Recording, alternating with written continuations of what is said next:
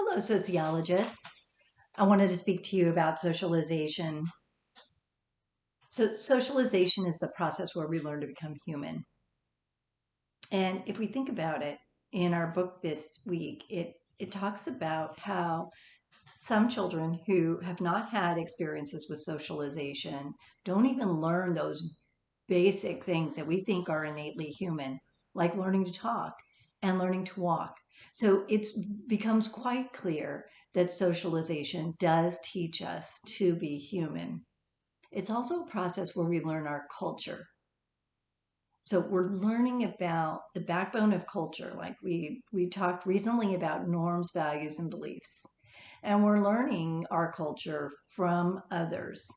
So primarily we're learning it from our family, but we're also learning from peers. And we're learning from major institutions in our society, like, for example, through school or through our church or through the media. We're going to do a lot of talk about the media this week. So I want to focus for a minute specifically on beliefs. I mean, I think with norms, they're pretty easy to understand because they're observable behaviors. However, and also I wanted to say about values. Values are kind of easy to understand too. Most of us have a pretty good understanding about the major dominant values, but beliefs tend to be, or we believe, to use that same word, that they're a little bit more individually held. But beliefs are really, really powerful. And I wanted to share an example that I wanted to bring to you for consideration. You might debate this example that I bring up, but I did want to share it because I think it brings up some good questions that we should be asking, especially as sociologists. So I've read a lot of books to my toddler, a lot of children's books to my toddler.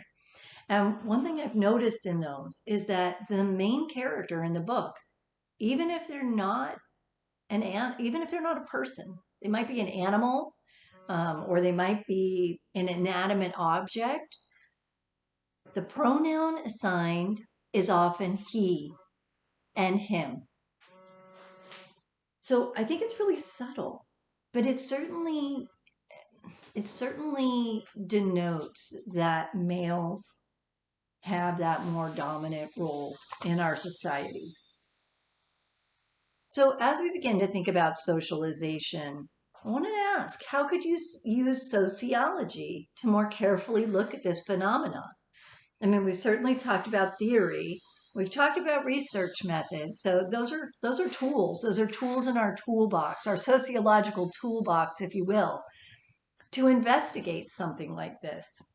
How could we look at this phenomenon?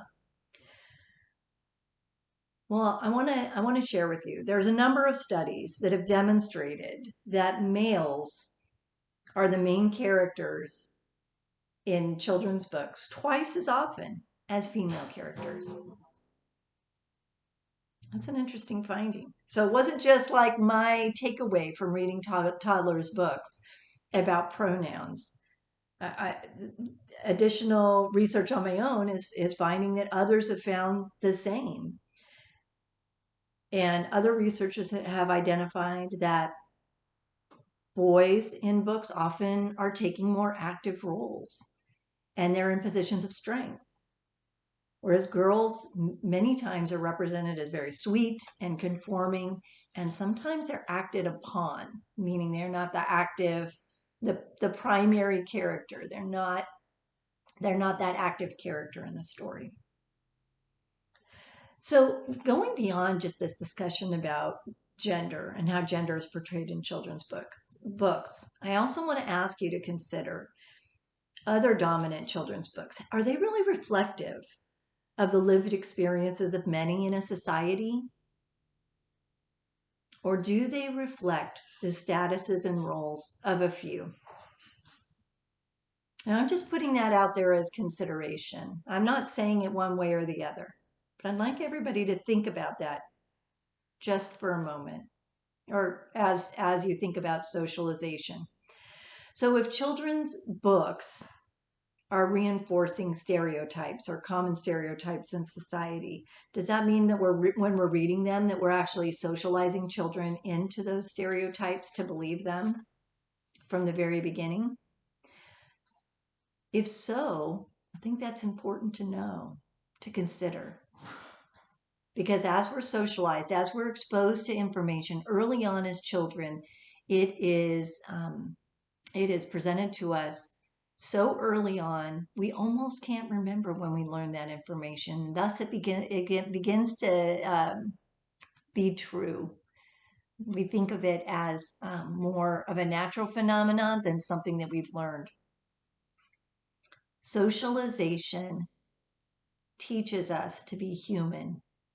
That means being human is learned.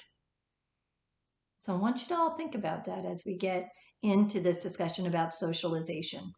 As always, I'm available by email, through my regular email, or from Canvas, and I hope to talk to you soon. Thanks and have a great day.